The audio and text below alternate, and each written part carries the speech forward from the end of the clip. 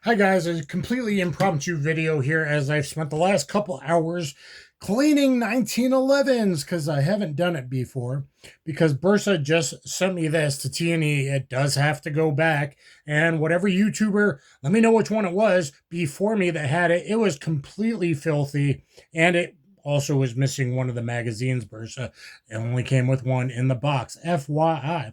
So I just kind of wanted to impromptu, since they're out and just been cleaned. What do you think of 1911s in today's world? What do you think of the surge of 2011s, as well as what about Browning high powers, and where does the P35 fit in? So a lot of people will be like, well, a 1911 is so antiquated. This thing's really nice, by the way, especially now that I clean it. The trigger pull was good and it was really gunked up. And now I'm glad I didn't do an unfair review and I decided to clean it. So we shouldn't get any failures. And now we have a super, super, super nice trigger pull. It's the best out of all these, actually. So Bull, making 1911s in America. And with checkering, 25 checkering right there. How antiquated is this? Well, man, I know a lot of SWAT guys. I was Guess Who SWAT school. A lot of the older guys shot a lot of bad guys with this bad boy right there. Business then in God's caliber, 45 would be 8+1. So, okay-ish versus really awesome with a HST. And even today, you could be rocking these 10-round Wilson combat magazines. What about a 9mm 38 Super? I don't have a 1911 and 9mm, 2011. I would like to get maybe I was like, well, low on capacity, but maybe I'd like to get a 9mm 38 Super swappable. It'd be great if TSAS SDS Imports would send me one. The INGLIS I bought myself. What do you guys think? Even if it was a 9mm, do you think 9 or 10+1's enough? Do you think 8+1 of 45 is enough, maybe with a 10-round backup magazine? Or what do you think about people running 2011s? This is the OG 2011. This is a Bull Armory M5. I do have a video on this. That got quite a bit of views because it played off of TFB TV's best pistol I bought for cheap, kind of, and I did get a good deal on this. This should be worth a lot of money, especially because it had one mag that came with it, and they're still the same mags that the modern pistols use. I had 3 more sent over from that country over there, so I got 3 of these big bad boys here. Now, of course, 2011s have made a resurgence, and even law enforcement departments, 2011s is certainly interesting. What do you guys think about that? I think they're a little thick. Now, for duty, I wouldn't mind with a TLR1HL and a green dot on top. So I would get that for duty use. For carry, boy, this is pretty thick. I'm not saying you can't do it. I got it because it was a commander. I think this is about 30 ounces. This is 39 ounces, 39 and a half. This is 30 ounces. This one's really light at 28 and a half. The TSAS Stingray Carry, Springfield Armory Ronin, Bull M5, kind of very rare to find. And the fact that it takes the same mags, pretty cool stuff. Do you need 15 or 18+1? Man, I don't know. For duty use, I get it, right? I get it for sure. I don't have a ton of experience with 2011s. I did do a very fun video on the platypus, and that was really awesome. I would like to get more of those Texas-made 2011s, whose name is completely baffling me right now. I would like to get one of those. Maybe SDS Imports, since I'm local, would like to send me one of their DSs now that they've kind of died out a bit from everyone trying to get them right away, or the Mac version is probably even better. And I got buddies like Nightwood Guns that loves 2011s. So isn't it kind of the same thing? But if you wanted 9mm, do you go and single action trigger? I mean, that's the whole point, right? Is getting a nice single action trigger. Can't you just go to a high power? Let's look at the size here for carry. Okay. I don't know, man. I mean, I'll probably eat my words and fall in love with the 2011 if someone sends me one. Maybe Fusion Firearms, after 6 years of promising to send me a TE, maybe, and they're coming out with a compact one now that takes clock bags, a compact version of their 2011.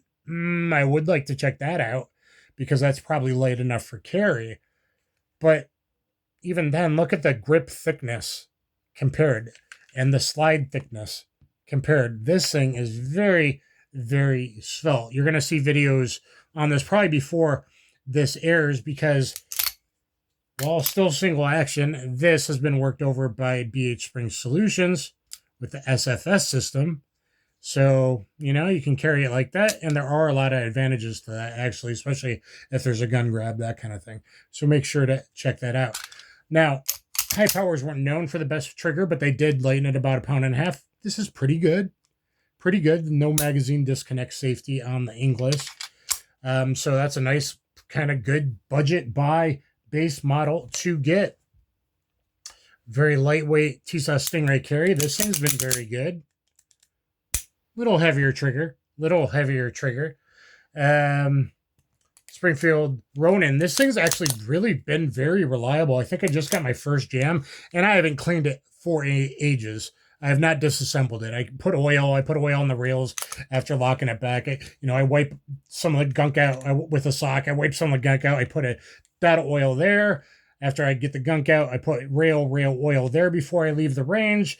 I close the slide, put a dot there, I drop oil there, and I run the slide. This Ronin has been pretty awesome. Nice custom wolf grips. These are Illuma grips that he made for me with the wolf right there. Pretty nice trigger on the Springfield. It was about the same as this until, boy, now I cleaned it. Honestly, this is really nice. Seems very well made. Tight tolerances. Great checkering. You don't get that anymore. Checkered back flat mainspring housing. Extended beaver tail grip safety. Commander hammer. So I'm just babbling. Would you carry a 1911 in 2026, 2027? What about a Hi-Power? Do you trust yourself to always sweep off the safety? I don't yet. While I did shoot 1911s as a teenager, and I early on did have a extremely accurate competition 1911 that we won't go into details with for now anyway. Extremely accurate 1911.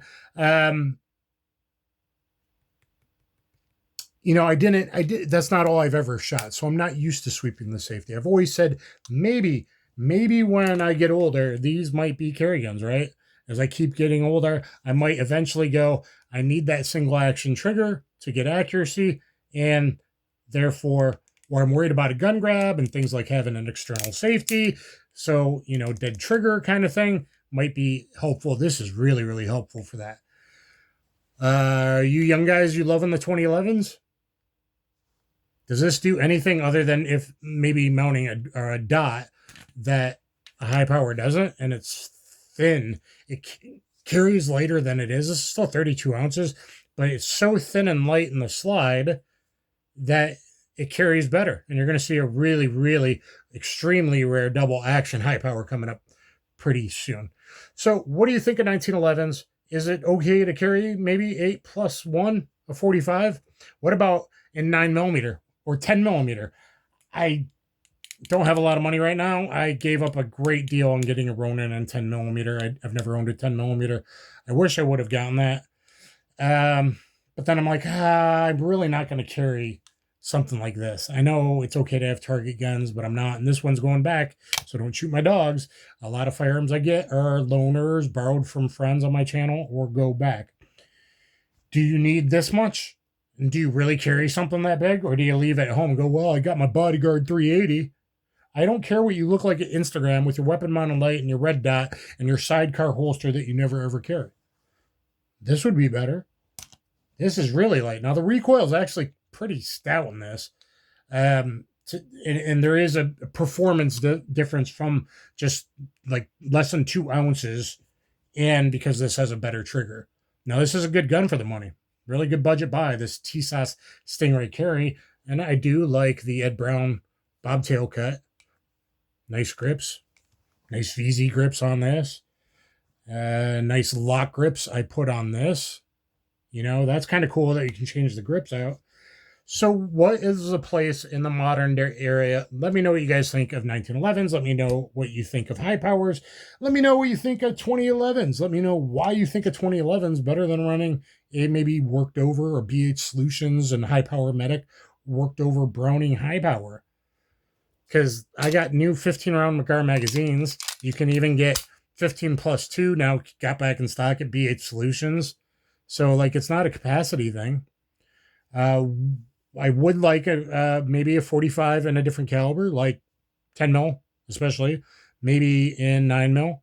And maybe if I could get one 9 mil 38 super swappable, that would be really cool. I don't have experience with 38 super. And if you could get hot loads like hrfunk from Hop, hollow points, you know, moving 300 feet per second faster than a 9mm plus P, maybe. But this thing is sweet. And if it's all about putting little itty bitty bullets, whether it's a 45 or 9, they're not rifles or shotguns, putting them where they need, and they're natural pointers. 1911s and high powers are very much natural pointers. I just did a video, 2 videos on point shooting, and certainly I've seen on video there's instances where these things have turned out really well, and certainly did for SWAT teams, HRT, everything back in the day, 1911s. They just need more maintenance. And that is a problem. This one did better than because I shot well over 350 rounds, maybe in a 550 with a whole lot of neglect on this. And it finally needed a cleaning. This really good pistol doesn't quite fit my hands the way I want, however, but it is the OG 2011. And I'm sure people are interested, especially with the 4 mags I got that work in the modern pistols, and then it's very hard to find the mags. But anyway, guys, let me know what you guys think. Please thumbs up, share, subscribe. I know I was battling. It's late at night after a lot of cleaning. And anyway, I will catch you on the flip side. Kaboom.